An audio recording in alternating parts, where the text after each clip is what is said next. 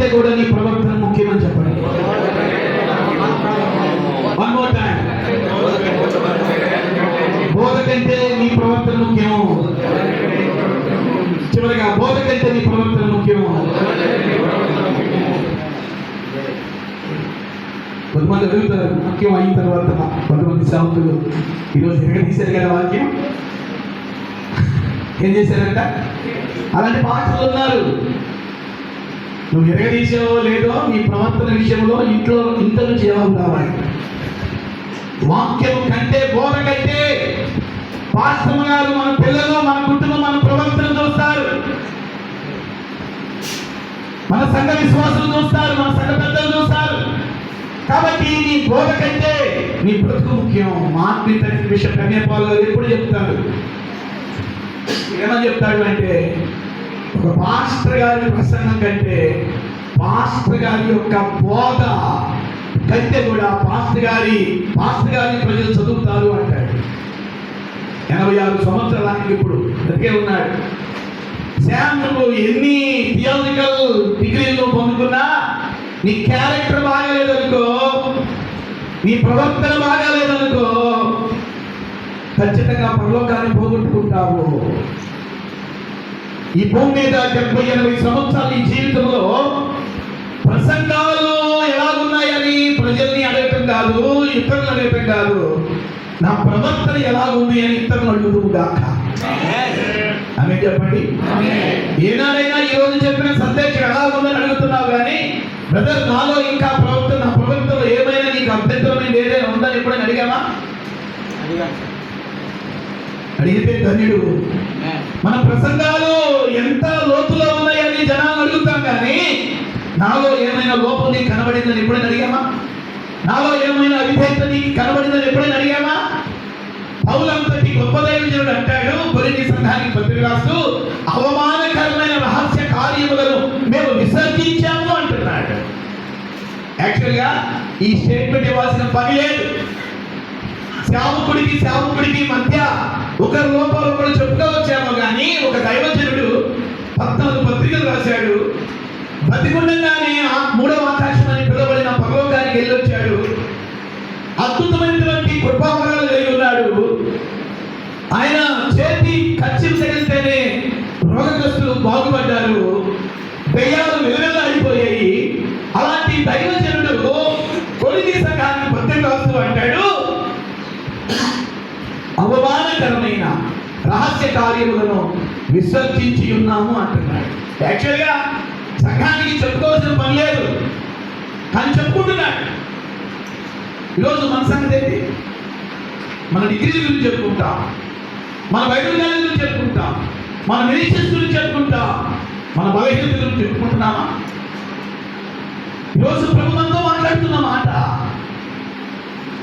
మన యొక్క క్యారెక్టర్ అనేది చాలా ఇంపార్టెంట్. నీ ప్రసంగం ప్రజలు ఇంపాక్ట్ చేసేదానికంటే కూడా మన క్యారెక్టర్ ప్రజలు ఇంపాక్ట్ చేయను గాక. ఆమె చెప్పండి. హల్లెలూయా, హల్లెలూయా. ప్రసంగాలు బాగున్నాయని అభిమానించేవాళ్ళు చాలా మంది ఉండొచ్చేమో కానీ, క్యారెక్టర్ బట్టి ఫాలో అయ్యేవాళ్ళు చాలా ప్రాముఖ్యం మనకి. అందుకే ఇక్కడ ఇంతసేపు నేను మీకు ఈ మొదటి మాట మీద మాట్లాడుతున్నాను. నిన్ను గురించి జాగ్రత్త తీసుకో. 30,000 మందికి కాపరిగా ఉన్నావు. 30,000 మంది కుటుంబాలకు నువ్వు కాపరిగా ఉన్నావు. తిమోతి, ప్రతి ఆదివారం పులిపిట్లను నిలబడి ప్రసంగం చేస్తుంటే 30,000 కన్నులు నిన్ను అబ్జర్వ్ చేస్తున్నాయి. పులిపిటి మీద ఎలా ఉంటున్నావు?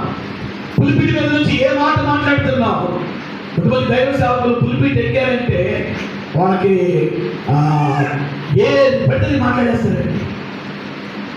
అందుకే మా చర్చిలో 5 పిల్లర్స్ ఉంటాయి, 5 బీములు ఉంటాయి. ఫస్ట్ బీమ్ మీద నేను ఇష్టపడి రాయించుకున్న ఒక మాట ఉంది. ఆ మాట ఏంటంటే తిమోతి 4:16, నిన్ను వచ్చి నీ బోధనకు వచ్చి జాగ్రత్తగా ఉండు. పులిపిట్టేటప్పుడల్లా నేను అది చూసి, సో నా ప్రసంగం కంటే కూడా నా లైఫ్ దేవుడికి ఇంపార్టెంట్. ఈరోజు నేను అడుగుతున్నాను, ఈ కేబీసీ మీటింగ్ ఇచ్చిన ప్రతి ఒక్కరిని అడుగుతున్నాను, మీ జీవితంలో మీరు దేనికి ప్రయారిటీ ఇస్తున్నారు? క్యారెక్టర్కి ప్రయారిటీ ఇస్తున్నారా, లేక ప్రసంగానికి ప్రీచింగ్కి మీరు ప్రయారిటీ ఇస్తున్నారా? క్యారెక్టర్ని బిల్డ్ చేసుకోవడానికి మీరు ప్రయారిటీ ఇస్తున్నారా, లేక టీచింగ్కి మీరు ప్రయారిటీ ఇస్తున్నారా?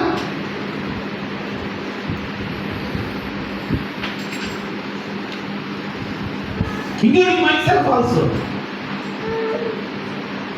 నేనేదో గొప్పవాడిని చూడలేదు, మీ అందరికంటే నేనేదో సంథింగ్ స్పెషల్ చూడలేదు, ఇంక్లూడింగ్ మై సెల్ఫ్, నన్ను కూడా కలుపుతూ మీతో మాట్లాడుతున్నాను.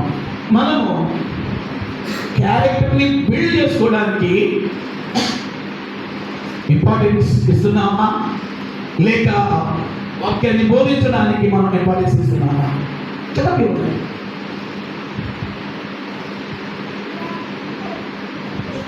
అందుకే అంటున్నాడు తిమోతి, సో నీ బోధ కంటే నీ బ్రతుకు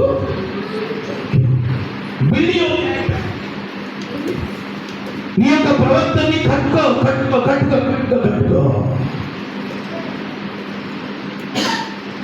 ఆ తర్వాత రెండవ మాట అంటున్నాడు, నీ బోధన గురించి జాగ్రత్తగా ఉంటాం. ఇక్కడ నేను మీకు ఒక మాట చెప్పి, అపోస్తలుడైన పౌలు కొరింథీ సంఘానికి తన గురించి ఇంట్రడ్యూస్ చేసుకుంటూ 7 విషయాలు చెప్పాడు. ఆ 7 విషయాలు నేను త్వరగా మీకు చెప్తానికి ప్రయత్నం చేస్తాను. ఇక్కడ రెండవదిగా తీసుకోవాల్సిన జాగ్రత్త ఏమిటి అంటే, బోధన గురించిన జాగ్రత్త తీసుకోవాలి. అంటే మనం ఏది బోధిస్తున్నాం. ఇప్పటికీ చాలా మంది సేవకులకి బైబిల్ని ఎలా విభాగించాలో తెలియదు, ఎలా డివిజన్ చేయాలో తెలియదు. ఆ బైబిల్ కాలేజీలో కింద బైబిల్ కాలేజీలో 25 సబ్జెక్టులు ఉన్నాయి. 25 సబ్జెక్టుల్లో ఫస్ట్ సబ్జెక్ట్ టీచే సబ్జెక్ట్ ఏంటంటే బైబిల్ అనేటువంటి సబ్జెక్ట్ నేను మాట్లాడతాను. బైబిల్లో బోధించడం చాలా తేలిక, కానీ జాగ్రత్తగా దాన్ని మనం వాక్యాన్ని విభజించాలి. బైబిల్ గ్రంథంలో ధర్మశాస్త్ర గ్రంథాలని పిలువబడే కొన్ని ఉన్నాయి, చరిత్ర గ్రంథాలని పిలువబడే కొన్ని ఉన్నాయి, కావ్య గ్రంథాలని పిలువబడే కొన్ని ఉన్నాయి, ఆ తర్వాత సువార్తలను పిలువబడే కొన్ని ఉన్నాయి, పత్రికలను పిలువబడే కొన్ని ఉన్నాయి. ఆ మధ్య ఒక పాస్టర్ గారు, నాకంటే కాస్త వయసులో పెద్ద ఆయన అంటున్నాడు, పిల్లగా యెషయా పత్రికను చదువుకుందాం, దయచేసి తెరవండి అంటున్నాడు. ఏ పత్రిక? యెషయా పత్రిక. ఆల్రెడీ ఆ చర్చిలో చాలా మంది బైబిల్ మీద పట్టున్న వాళ్ళు ఉన్నారు. ఇక ఒకళ్ళు చూస్తున్నారు. అంటే మనం ప్రజల ముందు నిలబడేటప్పుడు నాకేమి తెలియదనే భావంతో నిలబడాలి. ఎందుకు నిలబడాలంటే మనకంటే ఎక్కువ బైబిల్ తెలుసుకున్న వాళ్ళు విశ్వాసుల్లోనే ఉంటారు. ధ్యానం చెప్పండి. హల్లెలూయా. సో అందుకని నేను మా బైబిల్ కాలేజీలో పాస్టర్ ట్రైనింగ్ ఉత్తరం చెప్పే మాట ఏంటంటే, పుల్పీట్ ఎక్కేటప్పుడు ఈ మాట చెప్తున్నాను, కొంచెం ఎక్సీడ్ చేయండి నన్ను. పుల్పీట్ ఎక్కి ఆ అరగంటలో 40 నిమిషాలు మాట్లాడేటప్పుడు ఒళ్ళు దగ్గర పెట్టుకుని బోధించు అని చెప్తా. ఏ దగ్గర పెట్టుకోవాలి? ఒళ్ళు దగ్గర పెట్టుకుని. కొన్ని అన్నెసెసరీ వర్డ్స్ కూడా ఉపయోగిస్తారు, ఊత పద. నాకు తెలుసండి, గుంటూరులో పాస్టర్ ఉన్నాడు, ఒక 15,000 మంది ఉంటారు విశ్వాసులు. మాట్లాడితే వాక్యాలు నీ దుంపదగా అంటాడు. ఏందగా? ఏందగా? దుంపదగా మాట్లాడితే గంట ప్రసంగంలో 12 సార్లు వచ్చి ఆ మాట నేను ఒకసారి విన్నా. ఆ దుంపదగా అనే మాట ఆయన వాడలేకపోయింది. అంటే కొన్ని సార్లు యాక్చువల్గా కొన్ని స్థలాల దుంపదగా అనే మాట అది చాలా రాంగ్ వర్డ్. అది అంటే కొన్ని పర్యాయాలు మనం నోటితో ఏ మాట పడితే ఆ మాట, అది అనకూడని మాట అయినా, అది ఊతపదమైన, అది కొంచెం అభ్యంతరంగా ఉండేదైనా బట్టలు మాట్లాడతాం. మన బోధ అనేకులను ఆలోచింపజేసేదిగా ఉండాలి. మన బోధ అనేకులను రక్షణలో తీసుకొచ్చేదిగా ఉండును గాక. దేవునికి స్తోత్రం చెప్పండి. హల్లెలూయా. కొంతమంది నాకు చెప్తూ ఉంటారు, విశ్వాసులు పెద్దలు చెప్తుంటారు, సార్ మా పాస్టర్ గారికి వాక్యానికి సమయం ఇస్తే ఆ సమయం అంతా కూడా డబ్బు గురించే. ఎవరైనా ఆయనకి కొంచెం విరోధంగా ఉంటే ఆ రోజు ప్రసంగం అంతా ఆయన గురించే. పులిపిటిని ఈ మాట చెప్పినే ముందుకెళ్తా. ప్రసంగ వేదికను ఇతరులను గాయపరిచే వేదిక స్థలాలుగా మార్చవద్దండి. ఎందుకంటే సంఘానికి ఆదరణ కావాల్సిన వాళ్ళు వస్తారు, నెమ్మది కావాల్సిన వాళ్ళు వస్తారు, సంతోషం లేని వారు మందిరానికి వస్తూ ఉంటారు. పెద్దలైనటువంటి రిలేషన్స్ మధ్య ప్రజలు మందిరానికి వచ్చినప్పుడు వారు నువ్వు చెప్పేటటువంటి ఆ 40 నిమిషాలు లేదా గంట ప్రసంగంలో కనీసం ఒక్క మాట అయినా వాళ్ళని తాకాలి. ఎప్పుడు వాక్యం ద్వారా హెచ్చరించాలో ధైర్యం నేర్చుకోవాలి, ఎప్పుడు ఖండించాలో నేర్చుకోవాలి, ఎప్పుడు దిద్దాలో నేర్చుకోవాలి,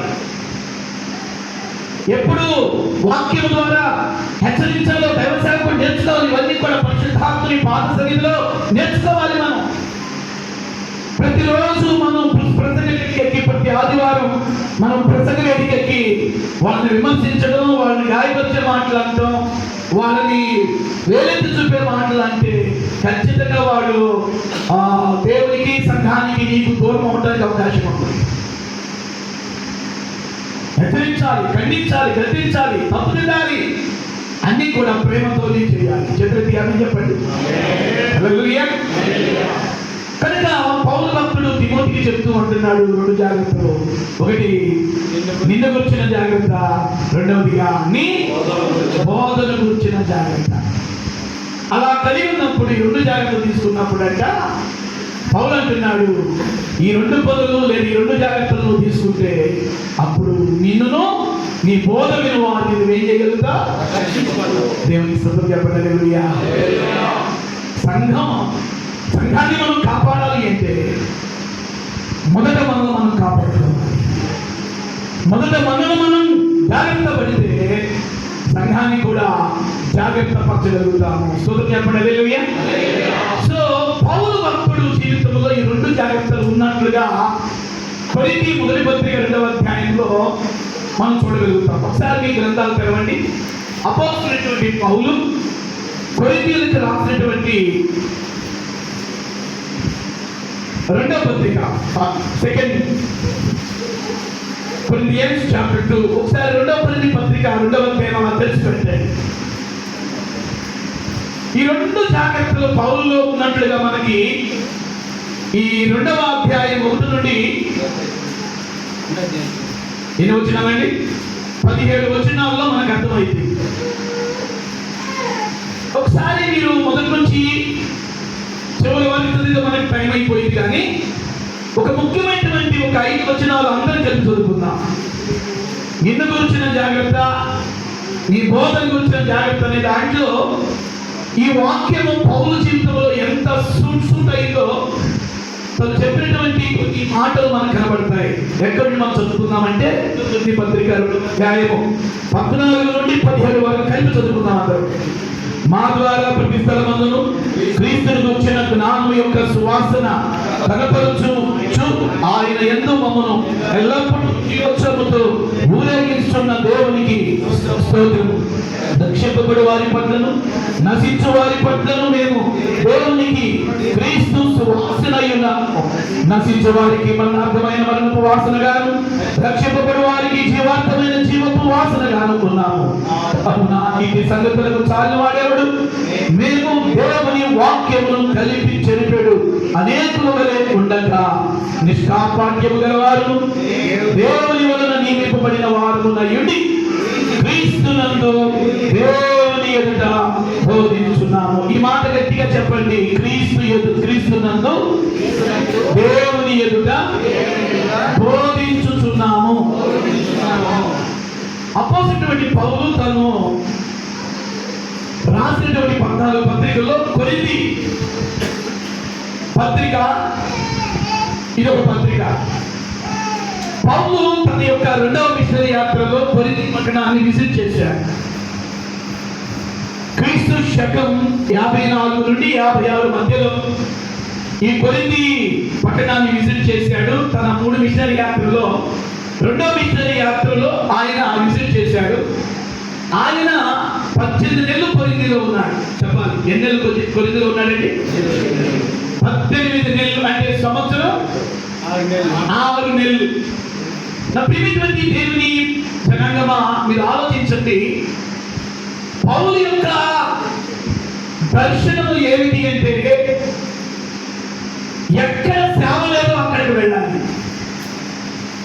నా వైపు చూడండి. నిజంగా ఇప్పుడు కనుక పౌలుని కనుక దేవుడు పంపితే నాకు అప్పుడప్పుడు నేను అనుకుంటా ఉంటా, మరలా కొత్త నిబంధన సంఘాన్ని శుద్ధీకరించడానికి పౌలుని కనుక మరలా దేవుడు పంపితే ఖచ్చితంగా ప్రతి పాస్టర్కి పౌలు చేతులు దెబ్బలు తప్పవు. అయ్యా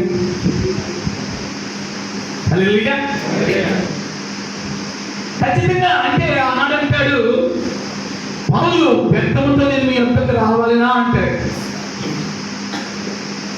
4 అడుగుల 5 అంగుళాలు ఎత్తున్నటువంటి మనిషి 14 పత్రికలు రాశాడు. రాజు ఎంత ప్రభుని గురించి మాట్లాడాడు. ఆయన అంటాడు, బ్రతుకుటే క్రీస్తే, చావైతే సంఘాలను తన శ్రేష్టమైనటువంటి బోధనతో ప్రక్షాళన చేశాడు. సంఘం పెద్దలైనా, విశ్వాసులైనా, తోటి సేవకులైనా పౌలుకి ఏమాత్రం మొహమాటం అనేది ఉండదు. నేను పౌలు పత్రికలు కొన్ని 100 సార్లు నేను ధ్యానించాను. అంటే పౌలు యొక్క మంట, పౌలు యొక్క ఆ యొక్క హార్ట్ బీట్ కొత్త నిబంధన సంఘంలో ప్రతి దైవజనుడు కలిగి ఉండును గాక. కొన్ని పర్యాయాలు తప్పు చేసిన వారు మన ముందు ఉంటే సమర్థించుకుని మనం పంపేస్తాం. ఎందుకంటే ఆ పౌలు లాంటి హార్ట్ బీట్ మనకు ఉండదు. పౌలు దగ్గరికి వస్తే ఎవడైతే తప్పు చేసినాడు వస్తే నిలబడటానికి కూడా పౌలు అవకాశం ఇవ్వడు.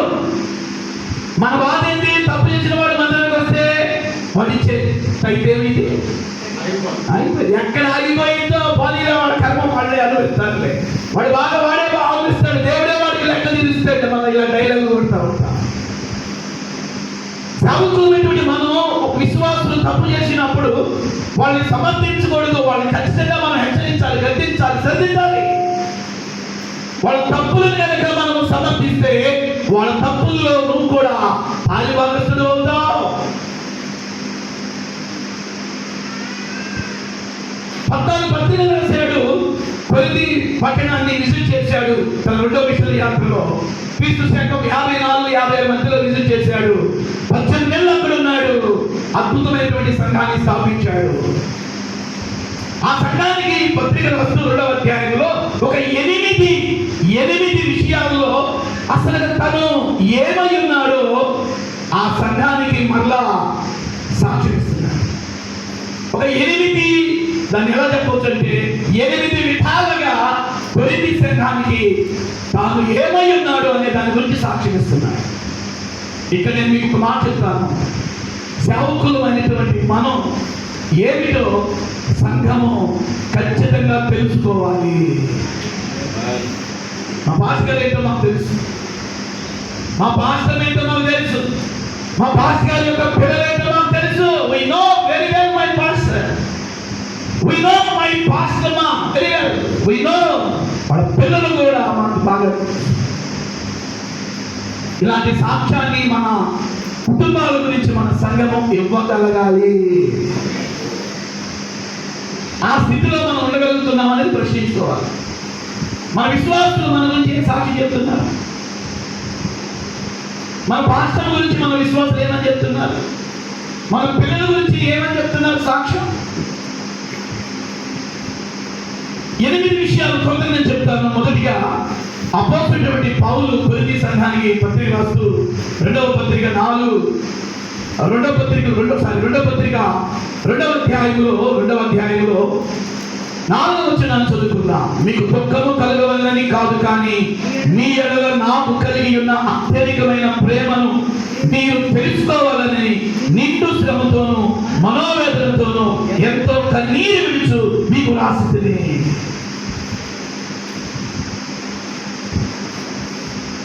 ఇక్కడ నేను మీకు చెప్పాలనుకున్న నాకు ముఖ్యమైన మాట ఏంటంటే పౌలు జీవితంలో పౌలు కొరింథీ సంఘము విషయంలో తండ్రి హృదయాన్ని కలిగి ఉన్నాడు. అమ్మా చెప్పండి, తండ్రి హృదయం అనండి. చెప్పండి, కొంచెం గట్టిగా చెప్పండి, తండ్రి హృదయం అనండి. ఒక కాపరికి కూడా తండ్రి హృదయం అనేది కావాలి. ఎప్పుడు వాళ్ళు విశ్వాసులు మన కోపాన్ని చుట్టం కాదు, అప్పుడప్పుడు మన ప్రేమను కూడా వాళ్ళకి మనం పంచాలి. ఆమేనంటారా? ఆమేన్. ప్రసంగ వేదిక మీద గంట సేపు ఆవేశంతో ఆత్మవేశంతో కోపంతో ఇలా ఉండాలి, ఉండకూడదని బోధిస్తే ఇక వాళ్ళు నీ కోపంతో కూడా బోధకే వింటారుగా వాడబడతారు, కానీ అప్పుడప్పుడు హెచ్చరించే నీవు ప్రేమ చూపాలి, గద్దించే నీవు ప్రేమ చూపాలి, దిద్దుబాటు చేసే నీవు ప్రేమ చూపాలి. వాళ్ళలో ఏమైనా లోపాలు, అవిధేయతలు, బలహీనతలు ఉన్నప్పుడు వాక్యాన్ని ఆధారం చేసుకుని ఇది తప్పు, ఇలా ఉండాలి, ఇలా ఉండకూడదు అని వాక్య ఆధారంతో మాట్లాడు. అట్ సేమ్ టైం చివరికి ఏమనాలంటే, అమ్మా ఇది ప్రేమతోనే నీకు అంటే ఒక దైవజనుడు పుల్పిట్ మీద నిలబడినప్పుడు గద్దించాలి, హెచ్చరించాలి, ఖండించాలి. అట్ సేమ్ టైం నీ ఎదుట ఉంది నీ పిల్లలన్న సంగతి మర్చిపోవద్దు. గట్టిగా చెప్పండి ఆమేన్. నీ ఆత్మీయ పిల్లలవాడు ఒకవేళ నువ్వు వయసులో వాడికంటే చిన్నవాడివే కావచ్చు, వయసులో ఒకవేళ వాడికంటే చిన్నవాడివే కావచ్చు, దేవుడు వాళ్ళని నీకు ఆత్మీయ పిల్లలుగా ఇచ్చాడు. ఆత్మీయ కుమార్తెలు నీ సంఘంలో వాళ్ళకి ఆత్మీయ తల్లిగా అందాల్సినంత ప్రేమ అందాలి. కొన్ని సంఘాలలో ఏమి లోపం జరుగుతుంది తెలుసా? వాక్యము సంఘాలలో సమృద్ధిగా అందుతుంది, కానీ ఒక దైవజనుడి నుండి, ఒక దైవజనురాల నుండి సంఘానికి అందాల్సినంత ప్రేమ అందటం లేదు. ఈ మాట అర్థమైతే ఇప్పుడు చేతులపై హల్లేలూయా చెప్పండి. వాక్యము సంఘాల్లో సమృద్ధిగా అందుతుంది, కానీ ఒక దైవజనుడిగా వారికి అందాల్సినంత ఆ తండ్రి ప్రేమ, ఆ తల్లి ప్రేమ సంఘానికి లేదు. కుటుంబంలో మన పిల్లల్లో అబ్బాయి కానీ అమ్మాయి కానీ బాగా పోతే ఎంత టైం స్పెండ్